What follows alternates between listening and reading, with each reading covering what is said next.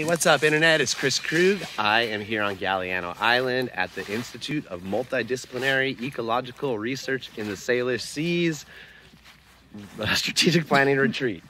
Right? Something like that? Salish Sea Basin. Yeah. The Bioregion. The acronym is IMMERSE. And I'm here with Pam Jansen, one of our board members.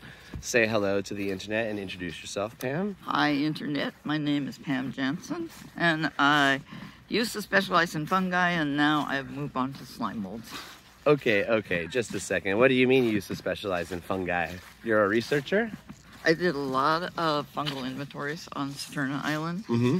First for BC Parks, for BC Parks, funded by Friends of Ecological Reserves, because I worked there.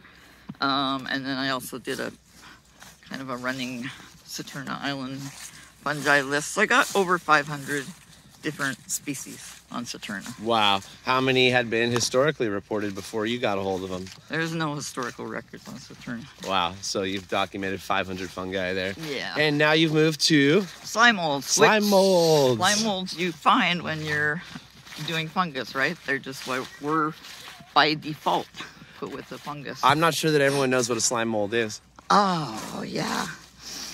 They're also known as myxomycetes, which isn't really a proper name anymore, so we call them myxos. They've recently been transferred out of the fungal kingdom because they just didn't belong there or anywhere else, and discovered they're with the amoebas now. Amoebazoa. Why did they not belong with the slime molds? What are their characteristics? Slime molds predate.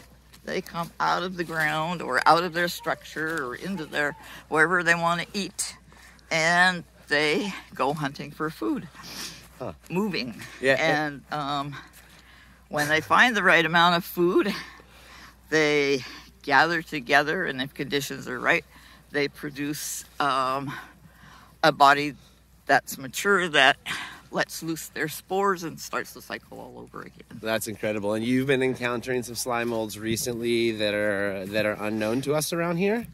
That you're having you were talking about some genetic DNA stuff you wanted to do some identification of some slime molds? That would be so fun, because nobody's done that work, you know. There's been no work done about slime molds. Some people came through big names in slime molds in the 40s and 50s and put some collections into UBC.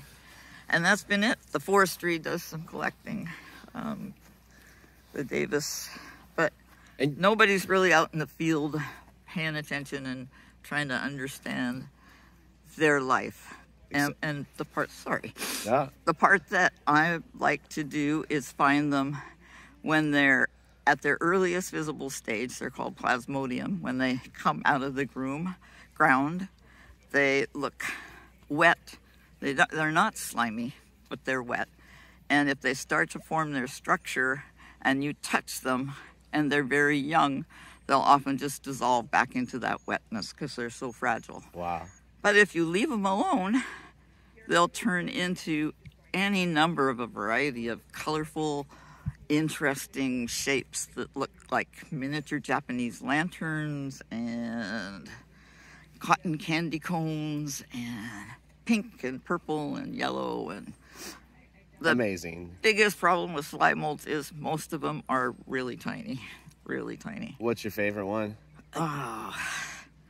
Probably Lampiderma sincitillans, because it's slightly iridescent, goldy, purple, pinky, tiny balls. Do you find those on Saturna? I found them once on Saturna. Have you seen them here on Galliano? I have not. All right, we'll have to keep our eyes peeled. They're this big, and I only found them because they were beside something else I was looking at. That's amazing. Okay, well, we're playing hooky from the Strategic Planning Retreat, Yeah. So we should probably head back in. You got to say a few words about IMMERSE and the work that we're up to? Check out our website. It's awesome. We think we're great.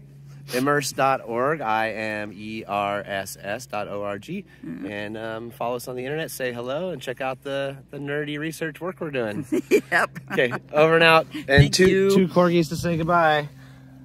Woof. They're off. Come here. Yeah. Over and out with the Corkies and Pam Jansen from Galliano Island.